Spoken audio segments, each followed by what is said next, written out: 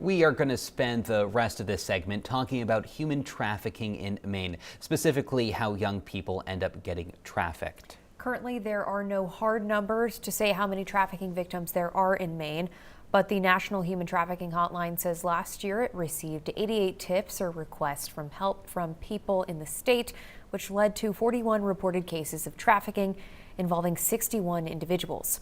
The woman you're about to meet helped some of the youngest and most vulnerable among them. She spoke with News Center Maine's Pearl Small, who joins us now. Pearl. Alex and Bailey, the last time Maine conducted a needs assessment to determine funding for agencies helping human trafficking victims was in 2015. A decade later, without any hard data, it's tough to know how or if the state's needs have changed. Hailey Virusso is the director of anti-human trafficking for one of those agencies, Preble Street in Portland.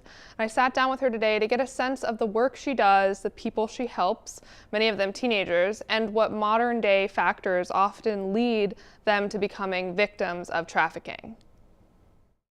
The general public's perception of human trafficking is fairly myopic. We think about the media's portrayal of trafficking and several large-scale mainstream pictures, and the reality is it doesn't look the same way in our community or in the United States. A lot of people picture like the movies and stuff when they see somebody like kidnapped and driven across state lines and that kind of thing. So what does it actually look like? Is that what it looks like? So human trafficking is any compelled activity, whether it's for labor or services or commercial sex, where the use of force, fraud, or coercion is used for someone else's economic gain.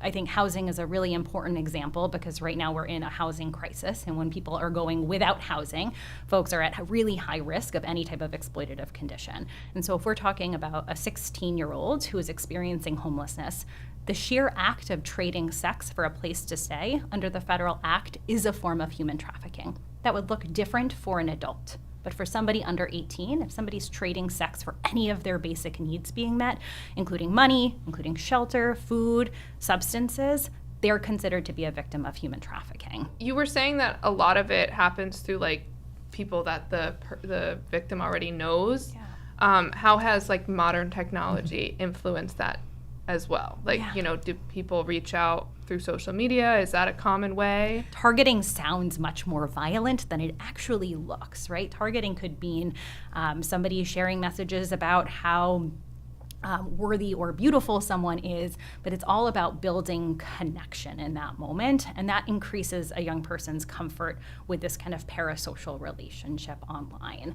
And so we absolutely saw the role of social media increase the number of young people experiencing forms of exploitation. And so regardless of whether somebody experiences labor trafficking or sex trafficking, that kind of common denominator of how somebody enters into that situation is that they do know that individual and that people are going without their needs being met.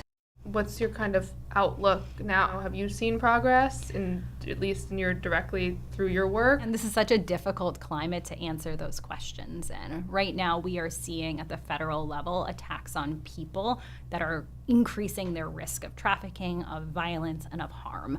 So while we at the state level continue, at least at the provider level, continue to make progress in how we provide services to survivors of trafficking, the conditions in which we are working to support survivors have never been more difficult.